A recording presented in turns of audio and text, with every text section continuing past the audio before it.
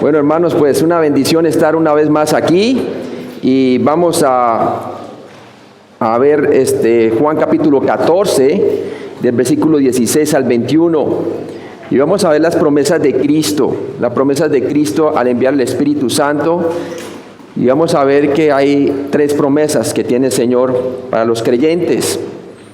Y estas promesas pues el Señor se las tenía a sus discípulos y por ende a nosotros ahora en la edad de la iglesia. ¿Qué hemos visto hasta ahora, hermanos? Hemos visto hasta ahora que estamos hablando del discurso del aposento alto, que básicamente comienza desde el momento en que Judas Iscariote, después de que el Señor le limpia los pies a los discípulos, sale, ¿verdad? Ya para básicamente traicionar al Señor. Sale de allí y entonces el Señor se queda con sus discípulos y básicamente comienza su ministerio privado con ellos. Y estuvimos viendo que en la última presentación pública del ministerio de Jesús, que empezó desde el capítulo 1 de Juan hasta el capítulo 11, la última presentación pública fue la entrada triunfal, el domingo de Palmas. Lo vimos en Juan capítulo 12. Después, entonces, tenemos en Juan capítulo 13 la última cena, y allí el Señor quiere tener intimidad con ellos. Y en el capítulo 14 estamos viendo el discurso del aposento alto, que empieza básicamente el 13, desde el momento que sale Judas de en medio de ellos, del versículo 31 al 14:31. Ahí es donde estamos ahora, ¿verdad? Ese es el discurso del aposento alto. Y realmente este discurso continúa hasta el capítulo 17, pero ya en otros sitios, ¿verdad? ¿Y qué es lo que estamos viendo en este capítulo 14 acerca del discurso del aposento alto? Es que en este capítulo 14 Jesús procuró considerar a los 11 y acallar la turbación o la angustia de sus corazones, porque Él está anunciando su partida, que iba a ser crucificado básicamente, iba a ser levantado, y a la vez que iba a ir al Padre. Entonces, ¿qué pasa? Les dio 5 razones por las cuales tenía que dejarlos e ir al Padre. ¿Y por qué les convenía? ¿Y para qué le dio estas 5 razones? Se las dio simplemente para que ellos, sus corazones se tranquilizaran. Y la primera razón que vimos fue en el versículo 1 al 6, y Él se fue porque era para preparar un lugar para ellos. La nación de Israel había rechazado al Mesías como rey, por lo tanto el reino quedó pospuesto. Y ahora el Señor les estaba mostrando un nuevo destino. Él iba para la casa del Padre, ¿verdad? Claro, por eso estaban turbados ellos, por eso estaban nerviosos. ¿Cómo es eso? ¿Qué pasó con el reino, verdad? Una transición difícil. Y luego vimos en el versículo 7 al 11 que otra de las razones por las cuales tenía que dejarlos e ir al Padre era para revelarles al Padre de una manera más íntima. Versículo 7 al 11. Y luego otra razón, número 3, para concederles el privilegio de orar de una manera directa al Padre. Versículos 12 al 14. Y luego otra razón, para enviar al Espíritu Santo. Capítulo 14, del 15 al 26. Les iba a enviar el Espíritu Santo. Y por último, la quinta razón por la cual tenía que dejarlos e ir al Padre era para dar su paz. Juan capítulo 14, del 27 al 31. Y ahí es donde estamos nosotros ahorita. Y vamos a hablar de las promesas de Cristo, de Juan capítulo 14, del 16 al 21. Y me va a tocar a mí esta sección, ¿verdad? Y vamos a verla y vamos a ver que en cuanto al Espíritu Santo, Jesús tiene unas promesas de cómo iba a funcionar el Espíritu Santo en esta dispensación nueva que Él iba a traer, que era la dispensación de la iglesia. Entonces vamos a pedirle al Señor que nos ayude a nosotros a ver que a través de estas razones que el Señor tenía para dejarlos e ir al Padre, era conveniente para ellos, muy conveniente. Entonces vamos a pedirle al Señor que nos ayude a ver estas 3 promesas de Cristo que tiene en cuanto a enviarnos el Espíritu Santo. Padre Celestial, gracias por este día. Gracias, Padre, porque tú no nos has dejado huérfanos, nos has dado el Espíritu Santo, Señor, el cual da testimonio a nuestro espíritu de que somos hijos de Dios. Ahora tú has hecho, por decirlo así, tabernáculo con nosotros, Señor. El Verbo se hizo carne, pero ahora el Espíritu Santo, la esperanza de gloria está en nosotros. Cristo en nosotros, la esperanza de gloria. Y Padre, y esto nos ayuda a nosotros para que no tengamos temor, sino que al contrario, tengamos toda consolación, Señor, porque tú nos consuelas con tu Espíritu Santo y nos ayuda en nuestra debilidad, en nuestras dificultades. Y te pido, Padre, que tú nos ayudes aquí a que nosotros aprendamos de estas 3 promesas de Cristo en cuanto al Espíritu Santo. En Cristo Jesús te lo pedimos. Amén. Entonces vemos en Juan capítulo 14, del 16 al 21, y vamos a ver las promesas de Cristo. Bien importante que nosotros veamos pues que para ellos todo esto era algo nuevo, debido a que ahora su nuevo destino iba a ser el cielo, iba a ser el cielo.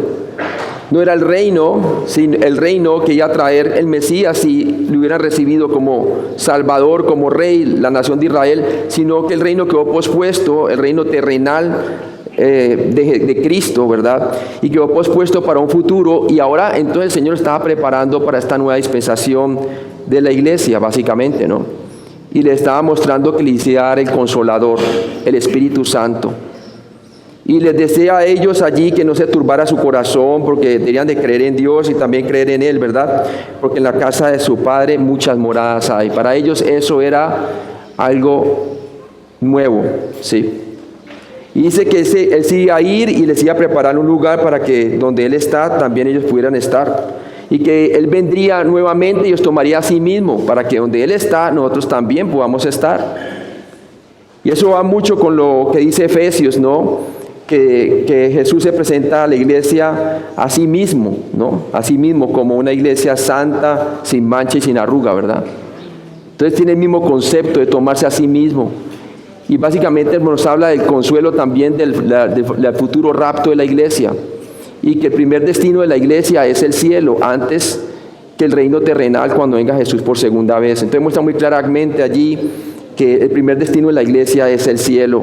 Y también en Filipenses habla de que nuestra ciudadanía está ¿dónde? En los cielos, que somos embajadores. Efesios también nos dice que nos ha bendecido con todas bendiciones espirituales en los lugares celestes en Cristo Jesús. Ahora ellos tenían que conocer esta dimensión de las bendiciones espirituales que tienen en Cristo. Y estas iban a venir a través de ¿qué? De la promesa del Espíritu Santo. Entonces vamos a ver estas promesas de Cristo en cuanto al Espíritu Santo. Y vamos a leer allí en Juan 14, del 16 al 21. Y dice así: y yo rogaré al Padre y os dará otro Consolador, para que esté con vosotros para siempre, el Espíritu de verdad, al cual el mundo no puede recibir, porque no le ve ni le conoce, pero vosotros le conocéis, porque mora con vosotros y morará en vosotros. No os dejaré huérfanos, vendré a vosotros.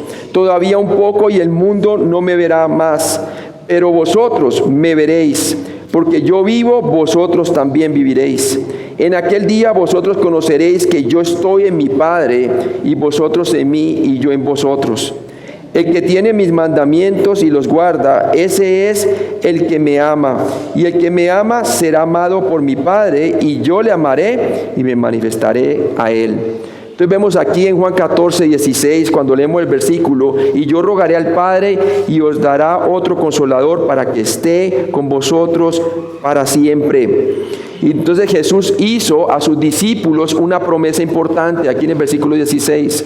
Nota que nuestro Dios Trino es visto claramente en este versículo. Vamos a ver cómo el Dios Trino está mostrándose aquí en cuanto a esta nueva dispensación que estaba por venir. Juan 14, 16a dice: y yo rogaré al Padre y os dará otro Consolador. Una de las razones por las cuales Jesús iba a ir al Padre era para rogar, para estar con Él y para que nos diera el Consolador. Vemos que el Espíritu Santo sería dado a los discípulos de Jesús en respuesta a la petición de Jesús al Padre. Entonces aquí vemos básicamente cómo el Señor era conveniente de que Él se fuera, ¿verdad? Jesús planeaba pedir al Padre que le concediera una solicitud especial. Sabía que el Padre le otorgaría su petición y les prometió a sus discípulos que esto sucedería después de que fuera glorificado y situado en el cielo. Y aquí es donde vemos entonces la primera promesa de Cristo al enviar el Espíritu Santo. El Espíritu sería dado a los discípulos de Jesús en respuesta a la petición de Jesús al Padre. Era bien interesante que el Señor decía que obras más grandes que estas harán, ¿verdad? Y estaba hablando en el contexto, está hablando básicamente de la evangelización y el discipulado que se iba a efectuar a través del derramamiento del Espíritu Santo. En cada persona sería un testigo físico para alcanzar el mundo entero para Jesucristo, ¿verdad? Mientras Jesús estaba en su cuerpo, su ministerio estaba limitado físicamente hablando, aunque Él espiritualmente es omnisciente y todo lo sabe y es omnipresente, está en todos lados. Sin embargo, en su aspecto físico, mientras estaba en el ministerio terrenal, estaba limitado únicamente a las personas que Él pudiera alcanzar físicamente, ¿verdad? Pero ahora, en la dispensación de la iglesia, pues cada creyente, cada persona que a partir del día de Pentecostés en adelante se volvería un testigo de Cristo. ¿Para qué? Para multiplicar la palabra de Dios y ejecutar la gran comisión. Entonces, esta es la primera promesa de Cristo. El Espíritu sería dado a los discípulos de Jesús en respuesta a la petición de Jesús al Padre. Esta declaración no puede referirse al nuevo pacto, ya que bajo el nuevo pacto Dios prometió que derramaría su Espíritu sobre todo Israel y lo haría sin la necesidad de que Cristo o alguien le hiciera una petición especial. Entonces no podemos confundir con el nuevo pacto. El nuevo pacto fue establecido exclusivamente con la nación de Israel. Nosotros solamente tenemos una de las disposiciones del nuevo pacto, que es las arras del Espíritu, o la garantía de la posesión adquirida, que es el Espíritu Santo. Eso es todo lo que tenemos, una regeneración espiritual. Pero aquí, esta promesa que está hablando el Señor, está hablando de la dispensación de la iglesia, del bautismo del Espíritu Santo que iban a recibir en el día de Pentecostés. No está hablando del nuevo pacto. El nuevo pacto será establecido con Israel y Dios lo tiene para la conversión nacional de Israel en un futuro, sobre todo al final de la tribulación mundial, para entrar al milenio. Nos dice Ezequiel 37:14 para probar esto. Dice: y pondré mi espíritu en vosotros, hablando de la nación de Israel, y viviréis. Y os haré reposar sobre vuestra tierra, y sabréis que yo Jehová hablé y lo hice, dice Jehová. Entonces mire que está condicionado a ellos estar establecido en la tierra como nación, y también no solamente eso, sino que ellos sabrán que yo Jehová hablé y lo hice, dice Jehová. O sea que será a un Israel creyente que se le será derramado el Espíritu Santo en el nuevo pacto en el futuro. Sabemos que la profecía de Ezequiel habla de la profecía de los huesos secos y cómo el mismo que los dispersa es el mismo que los une, y nos habla de que los huesos secos representan a la nación de Israel. En el año 1948, por resolución de las Naciones Unidas, se cumplió la profecía de Isaías, ¿verdad? Que en un día nacería la nación.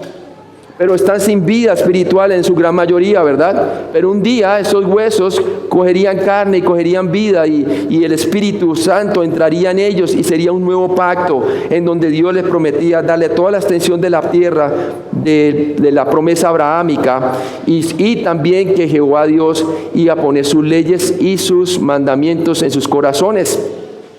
Entonces no hemos de confundir ese con el derramamiento del Espíritu Santo en el día de Pentecostés para la dispensación de la iglesia. Son dos cosas diferentes. Ezequiel 39:29 también nos dice: ni esconderé más de ellos mi rostro, hablando de la nación de Israel, porque habré derramado de mi espíritu sobre la casa de Israel, dice Jehová el Señor. ¿Quién es? La casa de Israel exclusivamente. También vemos en Joel 2, del 28 al 29, dice: y después de esto derramaré mi espíritu sobre toda carne, y profetizarán vuestros hijos, el contexto de la nación de Israel, y vuestras hijas. Vuestros ancianos soñarán sueños y vuestros jóvenes verán visiones. Y también sobre los siervos y sobre las siervas derramaré mi espíritu en aquellos días. Sí, esta profecía la mencionó Pedro en el día de Pentecostés, pero no se ha cumplido todavía. ¿Cómo sabemos que no? Únicamente 3,000 recibieron ¿qué? El Espíritu Santo. En este caso, para que se cumpla Joel 2 del 28 al 29, nos dice aquí: y después de esto derramaré mi espíritu sobre toda carne. Quiere decir sobre todo el pueblo de Israel, de acuerdo al contexto. Eso no sucedió el día de Pentecostés. El día de Pentecostés 3,000 recibieron el Espíritu Santo, después 5,000, pero después de allí, eso en comparación a toda una nación eran muy pocos. Zacarías 12:10 también nos dice: y derramaré sobre la casa de David, nuevamente Israel, y sobre los moradores de Jerusalén espíritus de gracia y de oración, y mirarán a mí, a quien traspasaron, y llorarán como se llora por el unigénito, afligiéndose por él como quien se aflige por el primogénito. En su segunda venida habla un Israel creyente sobre el cual será derramado el Espíritu Santo, ¿verdad? Y entonces todo Israel será salvo. Como dice la palabra de Dios, vendrá el libertador de Sión, ¿verdad? También Pablo habla de eso en Romanos capítulo 11. Entonces, esta declaración no puede referirse al nuevo pacto, hermanos. Bajo los términos del nuevo pacto, sin Dios vacilar, dará su espíritu en cumplimiento a las promesas de su pacto. En este caso, no será necesario que Cristo lo pida. Eso ya estaba como una promesa unilateral de Dios para la nación de Israel, lo que es el pacto abrahámico, que es el pacto base, y la expansión de la simiente, el pacto davídico, y el pacto inmobiliario de Deuteronomio, el de la tierra, y el nuevo pacto. Todo esto eran pactos incondicionales para la nación de Israel. Mientras aquí el Señor le está pidiendo al Padre que envíe el Espíritu Santo para la dispensación de la iglesia. Es diferente. Entonces no hemos de confundir este derramamiento del Espíritu Santo dado a la iglesia desde el día de Pentecostés hasta el día del rapto. Ahí va a ser la última persona que seguro cuando venga el día del rapto, el Señor sabe, cuando se acabe la plenitud de los gentiles, entonces entraremos con Él a su presencia en el rapto y empezará una nueva dispensación después de eso, ¿verdad? Ahora, mire lo que dice aquí Juan 14:16b: y os dará otro consolador, dice Jesús. Jesús también les dijo a los discípulos que el Espíritu Santo continuaría sirviéndoles como Él o Jesús les había servido. La frase otro consolador, paracletos, significa literalmente uno que viene al lado para ayudar. Paracletos también podría traducirse como ayudante, defensor o intercesor. Uno como Él les prometió hacer presencia dentro de nosotros. Gloria a Dios por eso, ¿verdad? Qué bueno es eso. A diferencia con el nuevo pacto, tenemos que también considerar algunas diferencias. Y una gran diferencia es que la iglesia recibe el Espíritu Santo, pero nosotros todavía pecamos, ¿verdad? Porque tenemos naturaleza pecaminosa.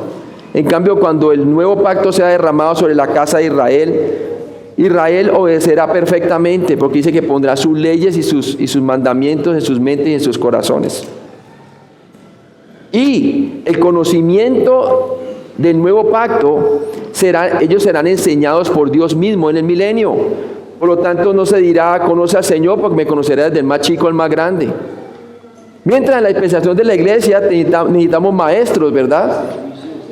Necesitamos maestros, evangelistas. ¿Para qué? Para aprender la palabra de Dios. Y todavía Cristo no está reinando físicamente para ser enseñados nosotros. Por ahora no tenemos necesidad de pastores, maestros y evangelistas, ¿verdad? Para la edificación del cuerpo de Cristo. Entonces es una dispensación totalmente diferente. Entonces el Espíritu Santo, el Consolador, sería el Paracleto. El Espíritu Santo los consolaría tal como Jesús los había consolado. Qué bueno, ¿verdad? Y vemos entonces que esta segunda promesa de Cristo es que el Espíritu Santo continuaría sirviéndonos como Jesús les había servido a los discípulos, ¿verdad? Le estaba diciendo a ellos, el Espíritu Santo va a continuar sirviéndoles a ustedes, así como yo les estuve sirviendo físicamente mientras estuve entre vosotros. Entonces el Espíritu Santo los consolaría, tal como Jesús los había consolado. Acuérdense que estaban turbados porque no sabía qué es lo que iba a acontecer, ¿verdad? El Señor decía que era necesario que el Hijo del Hombre fuera entregado en manos de pecadores, ¿verdad? Y ellos no entendían. Y fuera eso que su nuevo destino iba a ser el cielo, totalmente diferente. Vemos claramente que Felipe le decía, muéstranos al Padre y nos basta, porque él todavía seguía pensando de manera milenial, ¿verdad? Del reino, en donde todos conocerían al Padre, ¿verdad? Pero entonces el Señor está mostrando que por ahora, en la expresión de la iglesia, para poder conocer más al Padre íntimamente, Él nos daría el Espíritu Santo. Amén. El Espíritu Santo los consolaría. Juan 14:18 nos dice, no os dejaré huérfanos, vendré a vosotros. Esto nos ayuda a nosotros a entender, hermanos, que en momentos de pruebas, en momentos de dificultad, cuando nuestro corazón también está turbado por las pruebas, cuando estamos angustiados, sepamos que el Señor nos ha dado el Consolador, el Espíritu Santo, y Él nos consolará con toda consolación espiritual. Nos puede dar paz en medio de las tormentas, nos puede ayudar, así como Jesús ayudó a ellos cuando estaban en medio de la tormenta, ¿verdad? En la barca. Y cómo Jesús calmó la tormenta. Entonces, de igual manera, el Espíritu Santo nos ayuda a nosotros en medio de las pruebas. Mire lo que dice también Romanos 8:16. El Espíritu mismo da testimonio a nuestro espíritu de que somos hijos de Dios. Nos da una consolación tal, nos confirma con su paz. Como dice la palabra de Dios en Romanos capítulo 5, que tenemos paz para con Dios por medio de nuestro Señor Jesucristo, ¿verdad? En el momento de la justificación tenemos paz. De igual manera el Señor nos consuela de que realmente Él está con nosotros en todo momento. El Espíritu Santo también testificaría acerca de Jesús, tal como Jesús les había testificado acerca del Padre. Él es el que nos enseña acerca de Jesús. Él es el que nos enseña más acerca también de quién es la persona del Padre. Juan 15:26 nos dice la palabra de Dios, pero cuando venga el Consolador, a quien yo os enviaré del Padre, el Espíritu de verdad, el cual procede del Padre, Él dará testimonio acerca de mí. Él dará testimonio acerca de quién, de Cristo, la persona de Cristo, para que podamos conocerle de una manera más profunda. Testificaría acerca de Jesús. También nos ayudaría a que nosotros testifiquemos de Jesús a otros. Como le dijo a los discípulos, ¿verdad? Recibiréis poder cuando haya venido sobre vosotros el Espíritu Santo y me seréis testigos. ¿En dónde? En Jerusalén, Samaria y el resto del mundo.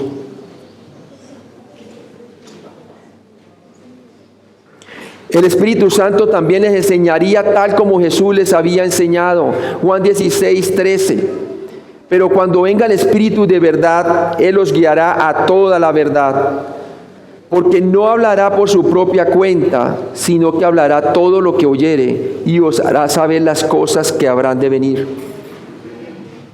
El Espíritu Santo les iba a ayudar a ellos a que pudieran colocar todas las enseñanzas de Jesús, enseñadas por el Espíritu Santo, mientras ellos estuvieron con Él, las pudieran colocar ellos por escrito en todo lo que es el Nuevo Testamento, ¿verdad? La revelación del Nuevo Testamento.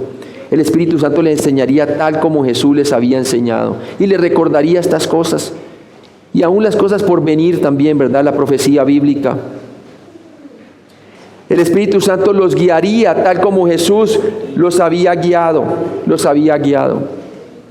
Y ¿sabe lo bueno de todo esto? Es que estas promesas que le dio el Señor Jesús a ellos con el Espíritu Santo que les había de enviar, nosotros nos gozamos de todo eso, porque si el Espíritu Santo les enseñaría tal como Jesús les había enseñado, todas sus enseñanzas nos las dejaron aquí en el Nuevo Testamento, y nosotros recibimos por medio de la palabra de Dios, podemos acomodar lo espiritual a lo espiritual, y somos también guiados por el Espíritu Santo, enseñados por Él también. El Espíritu Santo los guiaría tal como Jesús los había guiado. Juan 16:13 dice, pero cuando venga el Espíritu de verdad, Él los guiará a toda la verdad, porque no hablará por su propia cuenta, sino que hablará todo lo que oyere y os dará a saber las cosas que habrán de venir. Todas las cosas que habrían de venir. Aún la última profecía, ¿verdad?, que se la dio al profeta apóstol Juan, el libro de Apocalipsis. Todo eso sería una revelación que Dios le daría a los apóstoles. También lo que es el rapto de la iglesia. El Espíritu Santo intercedería por ellos tal como Jesús había intercedido. Romanos 8, el 26 al 34. Nos dice la palabra de Dios así: y de igual manera el Espíritu nos ayuda en nuestra debilidad, pues que hemos de pedir como conviene no lo sabemos, pero el Espíritu mismo intercede por nosotros con gemidos indecibles. Y también nos dice el versículo 34, ¿quién es el que os condenará? Cristo es el que murió, más aún el que también resucitó, el que además está a la diestra de Dios, el que también intercede ¿por quién? Por nosotros. No hay razón para que nosotros como iglesia de Dios, teniendo el poder del Espíritu Santo en nosotros, habiendo sido sellados con el Espíritu Santo, andemos como huérfanos, como si no tuviéramos un Padre Celestial y acceso a Él directo por medio del Espíritu Santo. Él intercedería por nosotros. Por eso dice la palabra de Dios que hemos de entrar audazmente al trono de gracia para encontrar socorro oportuno, ¿verdad?, en el momento oportuno. Tenemos acceso a Dios directamente, hermanos. Y el Espíritu Santo nos ayuda a interceder. No importa la enfermedad que estés pasando, no importa la situación que estés atravesando, sea de vida o sea de muerte, nadie nos podrá separar del amor de Cristo Jesús. Él intercede por nosotros. Juan 14, 16c. Ya hemos visto la primera promesa, vimos que el Espíritu sería dado a los discípulos de Jesús en respuesta a la petición de Jesús al Padre. Vimos la segunda promesa de Cristo, que el Espíritu Santo continuaría sirviéndoles como Él, Jesús, les había servido. Y aquí vemos la tercera promesa que Jesús les dejó debido al Espíritu Santo, que el Espíritu Santo siempre estaría con aquellos que creen, siempre. Dice ahí, para que esté con vosotros para siempre, versículo 16. Jesús prometió que el Espíritu Santo siempre estaría con aquellos que creen. Únicamente con los que han sido justificados, prometió estar con ellos para siempre. En Juan 7:39, si lo leemos del versículo 38, nos dice así: el que cree en mí, como dice la Escritura, de su interior correrán ríos de agua viva. Esto dijo del Espíritu que había de recibir los que creyesen en Él, pues aún no había venido el Espíritu Santo, porque Jesús no había sido aún glorificado. Acordémonos que mientras Jesús estaba ahí con ellos, el Espíritu Santo estaba con ellos, pero no estaba en ellos. Y el Señor le está diciendo que ahorita estaría en ellos y sería para siempre. Para siempre. No había por qué ellos sentirse huérfanos. El Señor iba a estar con ellos por medio de la persona del Espíritu Santo. Juan 14, 17. El Espíritu de verdad, al cual el mundo no puede recibir porque no le ve ni le conoce, pero vosotros le conocéis, porque mora con vosotros y estará en vosotros. Antes del Pentecostés, el Espíritu Santo no moraba continuamente en los discípulos, pero aquí Jesús prometió que en el futuro el Espíritu Santo vendría para morar continuamente en ellos. Él les dijo que esperaran en Jerusalén hasta que fueran investidos de poder de lo alto, ¿verdad?, del Espíritu Santo. Esa gran promesa. En el día de Pentecostés estaban 120 orando, ¿y qué pasó? Todos fueron llenos del Espíritu Santo. Fueron sellados por el Espíritu Santo de la promesa. Qué bendición eso. Pero déjeme decir una cosa: si usted no ha puesto su fe en el Señor Jesucristo, si usted no ha puesto su confianza únicamente en la obra consumada de Cristo, no importa si nació en una iglesia cristiana, no importa si creció con sus padres creyentes, Dios no tiene nietos, tiene solamente hijos. Tienes que tomar una decisión. Debes de creer en el Señor Jesucristo, que Él es el Señor, que murió por tus pecados conforme a la Escritura y resucitó entre los muertos. De otra manera, nunca vas a conocer al Señor. Vas a ir al infierno, porque la palabra de Dios dice, en vuestros pecados moriréis si no creéis que yo soy. Él es el Mesías. Él es el camino, la verdad y la vida. Nadie viene al Padre sino por mí, dijo el Señor. Y la única manera que usted pueda recibir el Espíritu Santo, para que pueda entonces saber para dónde va y tener la garantía de que Dios está con usted, es creyendo en el Señor Jesucristo. Y a todos los que le recibieron, a los que creen en su nombre, le dio poder de ser hechos hijos de Dios, los cuales no son engendrados de carne ni de sangre, sino de Dios, a través de un nuevo nacimiento espiritual por medio de la fe en Cristo. El Espíritu de verdad, al cual el mundo no puede recibir porque no le ve ni le conoce, pero vosotros le conocéis porque mora con vosotros. La única manera de conocer a Cristo es creyendo en Él, para que habite dentro de usted.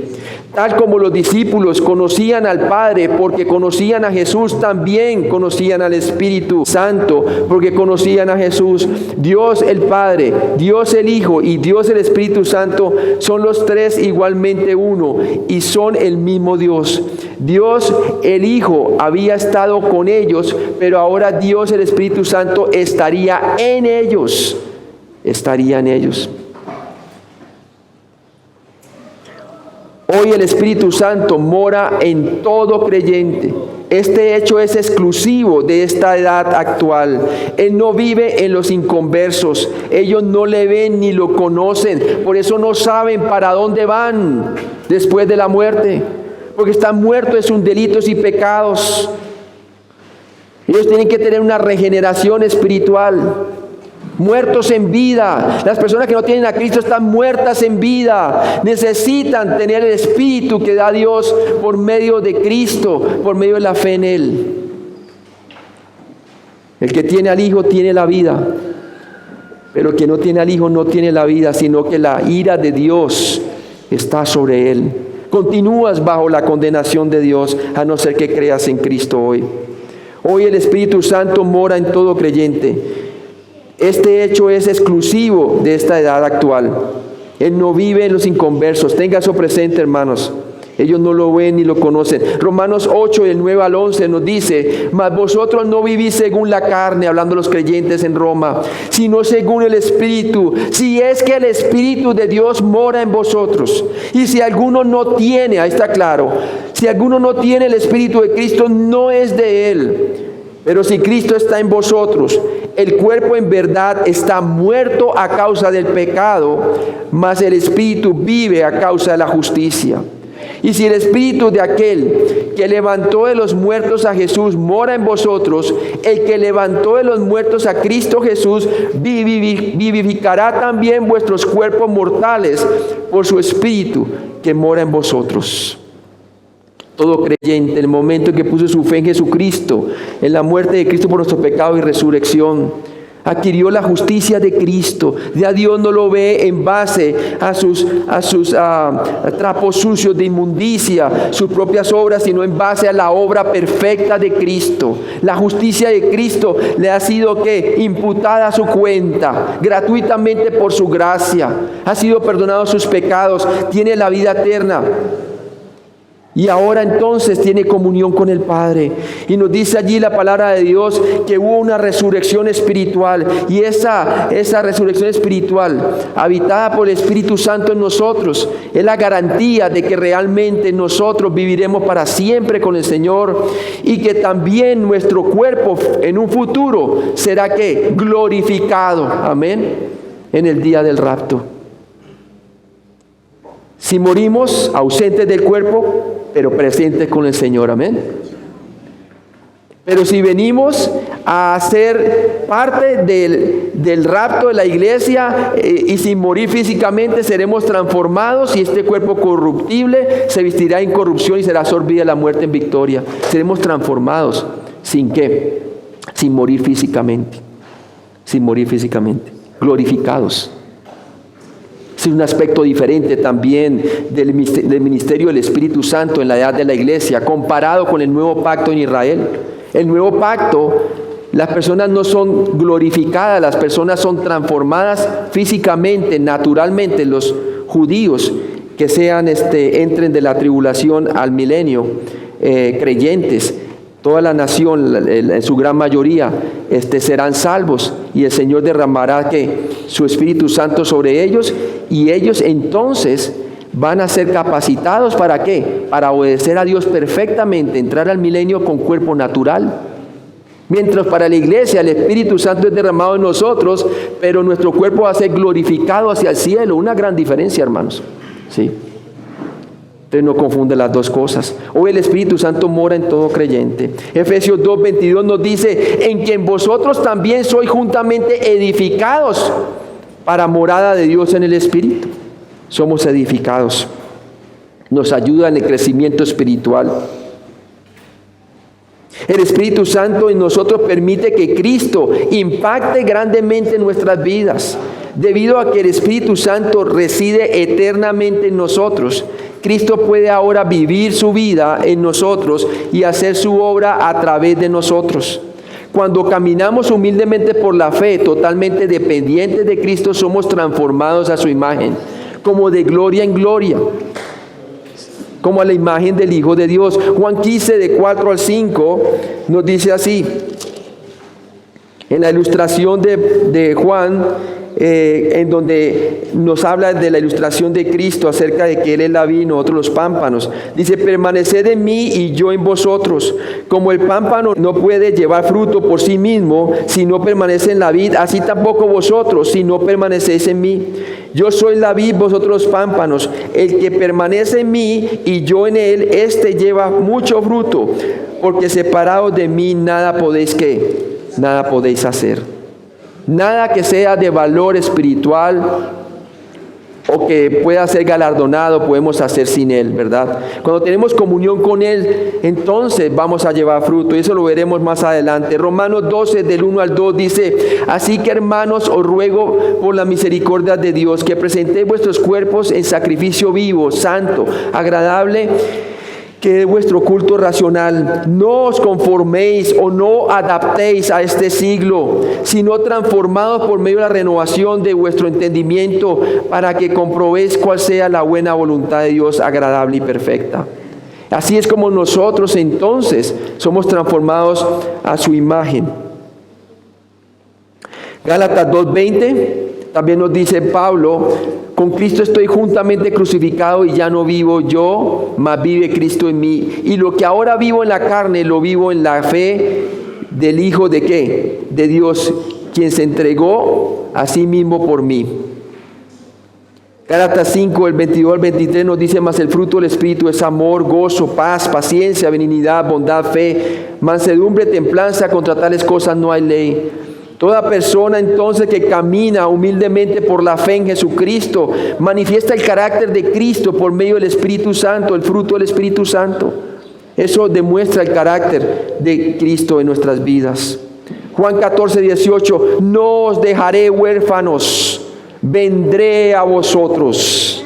Esa es la buena noticia que tenía para ellos. El Señor no iba a dejar a sus discípulos sin Padre. Aunque Jesús regresó después de su resurrección, parece probable que aquí, en este contexto, Él se refería al Espíritu Santo, a quien Él enviaría a vivir dentro de ellos después que ascendiera.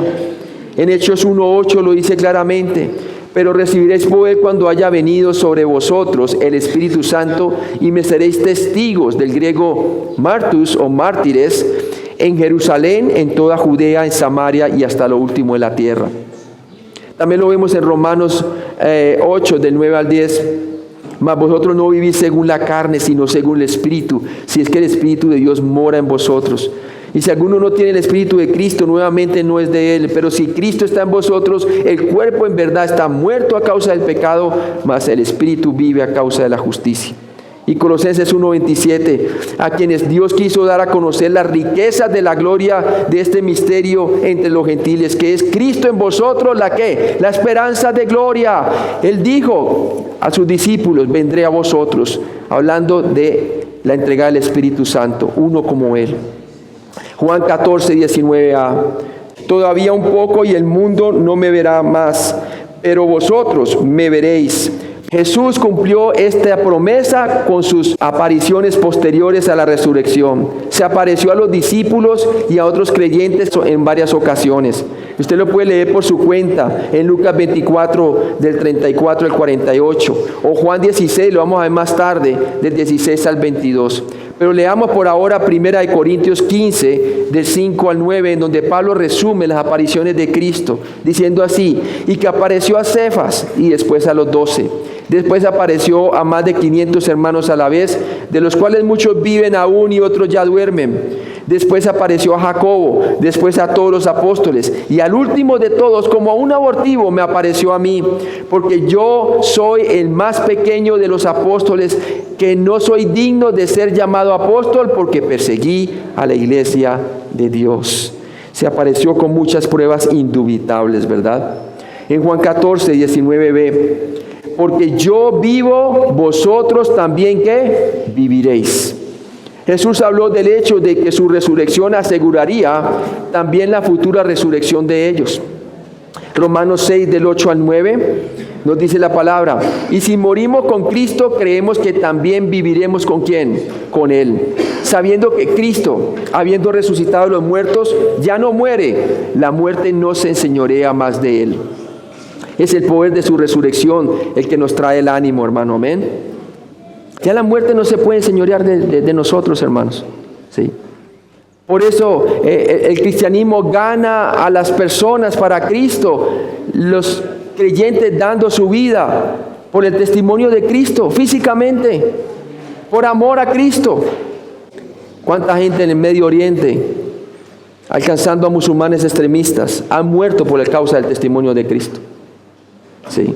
Escuchamos de testimonios a través de una revista que se llama La Voz de los Mártires, en donde en Pakistán, en Irán y en sitios así, en donde el musulmanismo extremista, básicamente cuando estaba en auge el grupo ISIS y todo eso, muchos creyentes fueron martirizados por la causa de Cristo.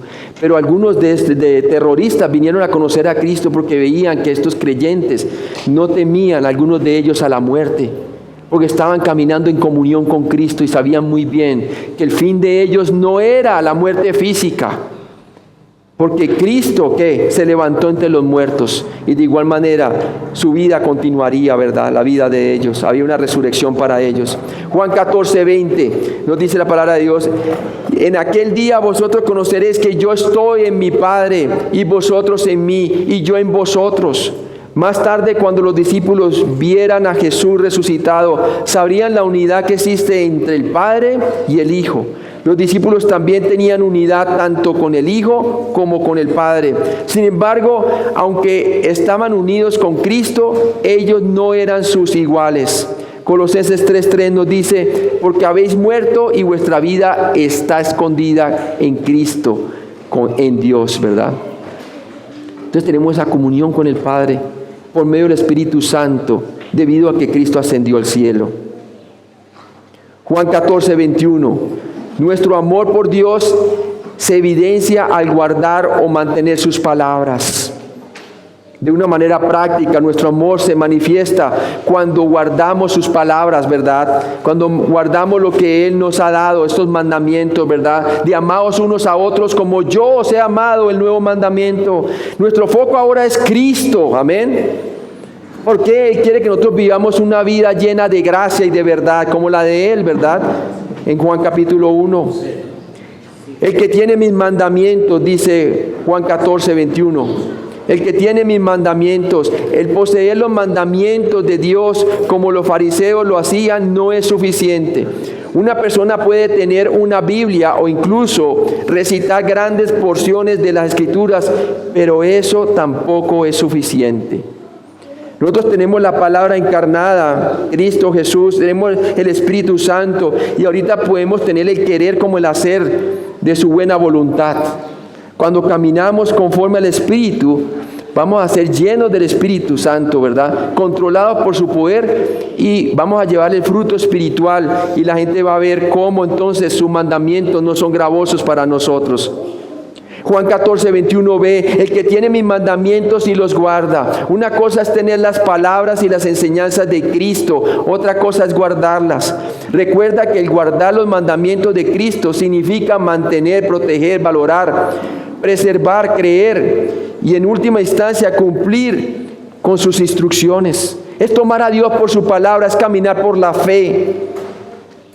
Colosenses 3:16 nos dice, la palabra de Cristo more o habite en abundancia en vosotros, haga habitación, haga hogar en vosotros, enseñándoos y exhortándoos unos a otros en toda sabiduría, cantando con gracia en vuestros corazones al Señor con salmos e himnos y cánticos espirituales. Es de esa manera que cuando la palabra de Dios abunda en nosotros por su gracia, que produce verdadera adoración en espíritu y en verdad, porque de tales adoradores el Señor busca que le adoren. Esa dispensación ya se la estaba develando el Señor Jesucristo. ¿A quién? A la mujer samaritana, que ya no se trataba de un sitio aquí en Samaria o en Jerusalén, porque el Espíritu Santo estaba por venir en esta nueva dispensación de la iglesia. Ya no está limitado a lugares físicos, sino a donde vaya cada quien a ser hacedores de discípulos, en donde vayamos a predicar el Evangelio. Allí todas las personas tienen acceso al Espíritu Santo si creen en Cristo, amén, en su muerte y resurrección. Juan 14:21c, el que tiene mis mandamientos y los guarda, ese es el que me ama. Esa es la evidencia de que el amor de Cristo está permaneciendo en el creyente.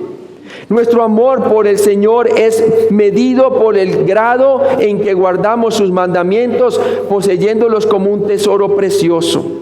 Aquel que atesora su palabra es aquel que medita en ella, es aquel que pasa tiempo con la palabra escrita para que la palabra viva por medio del Espíritu Santo se haga evidente en nuestras vidas. Job 23:12 nos dice la palabra de Dios: del mandamiento de sus labios nunca me separé, guardé las palabras de su boca más que mi comida. En medio de sus dificultades, él decía, en medio que había perdido todo, en medio de que sus amigos también le acusaban de que estaba en pecado y todo esto le sucedía, que sabemos que no fue por eso. En medio de su enfermedad, en medio de que había perdido parte de su familia, en medio de todo lo que había pasado, ¿qué pasó?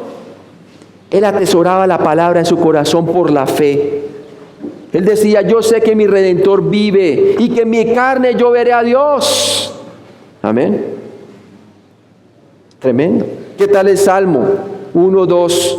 En contraste a aquel que anda con el escarnecedor, está aquel que guarda su palabra. Dice, sino que en la ley de Jehová está que su delicia,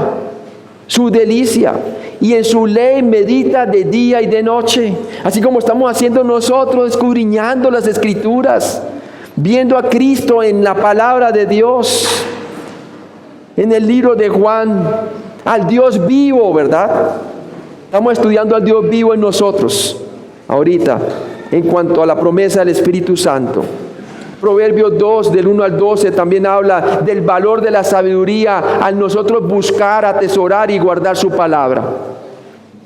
En resumen, el que tiene mis mandamientos y los guarda, ese es el que me ama. Ese es el que demuestra que está caminando por fe, que anda por fe y no por vista. Ese es el que deja buen testimonio, como dice Hebreos 11, versículos 2 y 6. Dice, por la fe alcanzaron buen testimonio los antiguos. Y luego nos dice el versículo 6, pero sin fe es imposible agradar a Dios, porque es necesario que el que se acerca a Dios crea que le hay y que es galardonador de los que le buscan. Cuando el mundo inconverso ve que nosotros dependemos de las promesas de Dios y no de las aflicciones de la vida, están viendo a Cristo en nosotros, la esperanza de gloria. Juan 14, 21d, y el que me ama será amado por mi Padre, y yo le amaré y me manifestaré a él.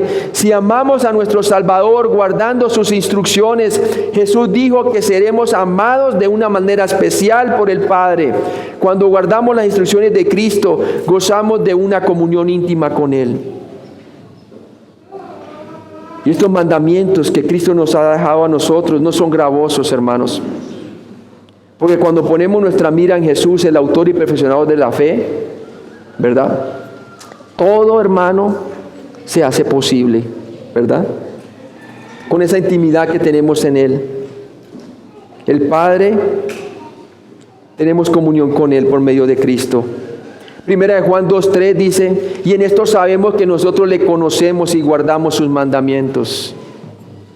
La evidencia, sobre todo de guardar este mandamiento, del nuevo mandamiento que nos ha dado Cristo, que realmente es el cumplimiento de los mandamientos resumidos, de amarás al Señor con toda tu mente, con todo tu corazón y con todas tus fuerzas, y al prójimo como a ti mismo, ¿cierto?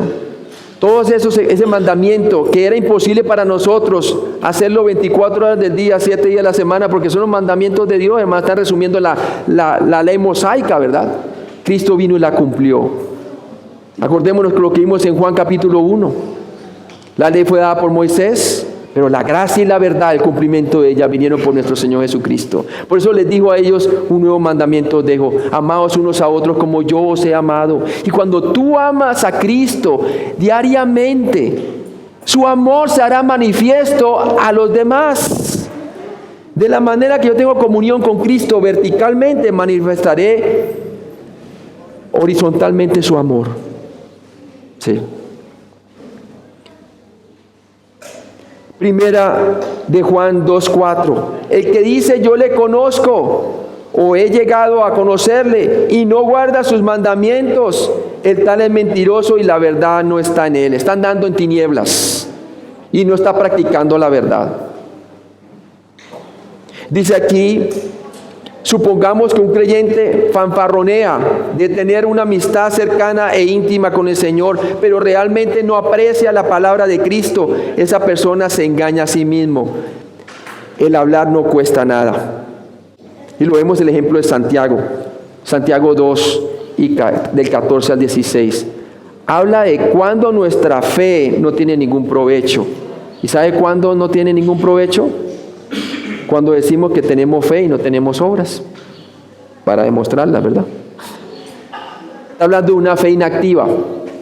Y mire lo que dice allí en Santiago 2, del 14 al 16. Hermanos míos, ¿de qué aprovechará si alguno dice que tiene fe y no tiene obras? ¿Podrá la fe salvarle del engaño del pecado, del poder del pecado? En ninguna manera. Y si un hermano o una hermana están desnudos y tienen necesidad del mantenimiento de cada día, y alguno de vosotros les dice, id en paz, calentados y saciados, pero no les dais las cosas que son necesarias para el cuerpo, ¿de qué aprovecha? De ninguna manera aprovecha. No sirve de nada. Mal testimonio, ¿verdad? Digo yo que amo a Cristo y veo un hermano, estamos hablando de hermano en Cristo, necesitado, y no le proveo para sus necesidades, sabiendo que tengo para proveerle. Estoy manifestando una fe muerta, una fe inactiva en ese momento, hermano. ¿Cuántas veces nosotros procedemos así, hermano? Por eso nos dice el libro de Santiago, el que sabe hacer lo bueno. ¿Quiénes son los que saben hacer lo bueno? Los creyentes. Y no lo hacen, ¿qué dice la palabra de Dios? Le es pecado. No seamos solamente oidores, sino hacedores. Y para ser hacedores tenemos que tomar a Dios por su palabra, ¿verdad? Debemos de permanecer en Él para que tengamos ese amor de Cristo reflejado, para que podamos amar al prójimo como Cristo nos ha amado.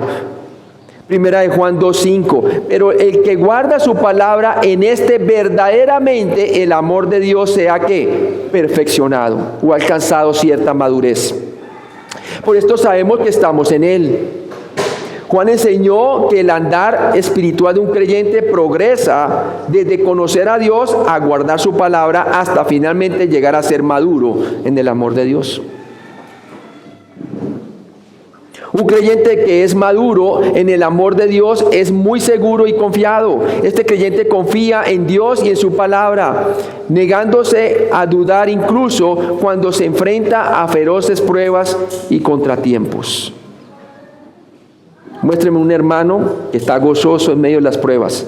No por las pruebas, sino en la prueba, que es muy diferente, ¿verdad? Nadie está gozoso por las circunstancias que estemos pasando cuando son adversas. Pero Dios sí garantiza que podemos estar gozosos en la prueba, si estamos permaneciendo en Cristo, si estamos permaneciendo en su amor, si estamos andando por la fe y no por vista, ¿verdad?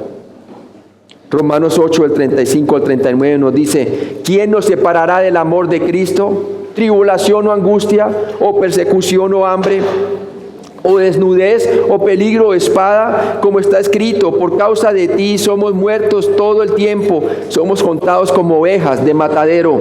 Antes, en todas estas cosas somos más que vencedores por medio de aquel que nos amó, por lo cual estoy seguro de que ni la muerte, ni la vida, ni ángeles, ni principados, ni potestades, ni lo presente, ni lo porvenir, ni lo alto, ni lo profundo, ni ninguna otra cosa creada nos podrá separar del amor de Dios que es en Cristo Jesús, Señor nuestro. Cuando estamos pasando por una prueba difícil y estamos confiando en Cristo, manifestamos al mundo que nada nos puede separar de ese amor que tenemos en Cristo Jesús. Juan, el autor de este libro, era maduro en el amor de Cristo. Su madurez le dio confianza en el amor de Cristo. No sufrió con dudas paralizantes, sino que creyó valientemente en las palabras de Cristo. Era el que caminaba más cerca del Señor. Todos podían caminar tan cerca como ellos quisieran, pero Juan caminaba bien cerca de él, tanto que estaba aquí cerca del Señor, ¿verdad? Cuando fueron a pescar después de la resurrección, fue él quien vio que el Señor estaba allá. ¡Es el Señor!, ¿verdad? ¿Por qué caminaba cerca de él? Vamos a orar, hermanos. Pues vimos entonces que el Señor nos ha dado estas promesas debido al Espíritu Santo. Padre Celestial, gracias por este día, Señor. Gracias por estas 3 promesas acerca del Espíritu Santo, Señor. Gracias, Padre, por esas promesas de que nosotros, tú lo has dado para siempre, Señor, que Él nos enseñaría las cosas, que Él nos guiaría y que estaría con nosotros, Señor, de cierta manera de que tenemos acceso al Padre, podemos conocerte íntimamente, mejor, Señor, que también nos ayudaría a testificar y nos ayudaría en nuestra debilidad. Es el Consolador. No hay razón para que andemos como huérfanos cuando tenemos un Padre Celestial que nos ha dado las arras del Espíritu o la garantía de la redención adquirida por medio del Espíritu Santo. Padre, yo te pido que tú nos ayudes a caminar en la luz, caminar en tu palabra, Señor. Que nuestra fe pueda ser perfeccionada o madurada de cierta manera, que caminemos con Él, que hagamos morada con Él y que hagamos hogar con Él de tal manera de que esa comunión que tenemos con el Padre se haga evidente al mundo, Señor. Gracias, Padre, porque ese es el carácter de Cristo. También, Padre, yo te pido, si una persona no ha puesto su confianza en Cristo para ser salvo, que hoy ponga su confianza, para que crea que Cristo ya murió por sus pecados y resucitó entre los muertos, y pueda ser esta persona sellada por el Espíritu Santo y tenga la seguridad de la vida eterna, Señor. Te pedimos todo esto en Cristo Jesús. Amén.